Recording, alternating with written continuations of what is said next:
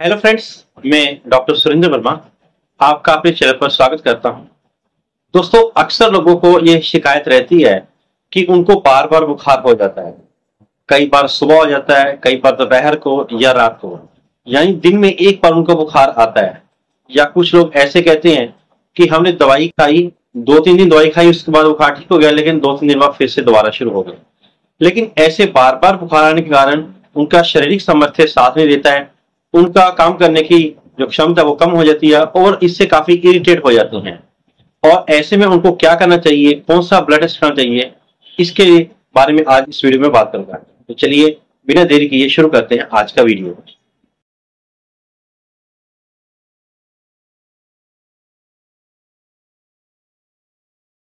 जिन लोगों को बार बार बुखार होता रहता है वो इससे काफी परेशान हो जाते हैं, क्योंकि उनका कहना होता है कि जब हम दवाई खाते हैं तो बुखार ठीक हो जाता है, जैसे हमने दवाई छोड़ी उसके 2-3 दिन बाद बुखार दोबारा से आ जाता है।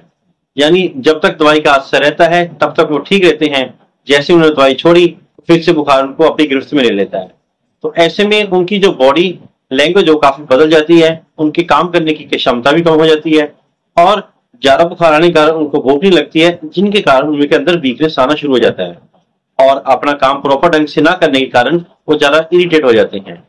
तो ऐसे में मैं बताना चाहूंगा कि बुखार जो आता है ये एक सिम्टम है। इसका अर्थ है कि हमारे शरीर के अंदर कोई ना कोई ऐसा बैक्टीरिया वायरस चले गया है जो कि हमें रोगी बना रहा है। लेकिन उसको जानने के लिए हमें कुछ एक ब्लड टेस्ट कराने पड़ते हैं, जिसकी सहायता से डॉक्टर आपका डायग्नोस कर सकते हैं कि आपको कौन सा बुखार हुआ है। इसके लिए आप अपनी फैमिली डॉक्टर से मिलकर उनसे बात कर सकते हैं, वो आपको प्रॉपर गाइड कर सकेगा। लेकिन जो मुख्य तौर पर हम जो ब्लड टेस्ट करवाते हैं उनमें से आता है कि पहले है सीबीसी यानी कंप्लीट ब्लड सेल काउंट। इसमें क्या होता है, हमारे शरीर के अंदर किस जैसे white blood cell, red blood cell और प्लेटलेट्स होते हैं, उनकी संख्या के बारे में पता चल जाता है। और साथ में इसका हम ईएसआर कराते हैं, जो कि दर्शाता है कि शरीर के अंदर किसी की डिजीज की कोई पुरानी बीमारी तो नहीं, क्रॉनिसिटी तो नहीं है, ये दर्शाता है। इसके अलावा हम सीआरपी यानी सी रिएक्टिव प्रोटीन टेस्ट करवा के देख लेते हैं, जो कि हमें बताता है कि हमारे शरीर के अंदर किसी प्रकार की इन्फेक्शन तो नहीं है। इसके अलावा हम टाइफाइड के लिए टाइफाइडो टेस्ट है, आईजीजी और आईजीजीएम ये टेस्ट करवा के देख सकते हैं। इस तरह हम मलेरिया के लिए एमपी टेस्ट करा सकते हैं, चाहे वो स्लाइड वाला है चाहे दूसरा है, वो करवा के देख सकते हैं। इसके अलावा हम यूरिन का भी एक टेस्ट करवाते हैं, उससे पता चल जाता है कि कई बार यूरिन के बीच में इन्फेक्शन हो तो उसके कारण भी बुखार आ सकता है।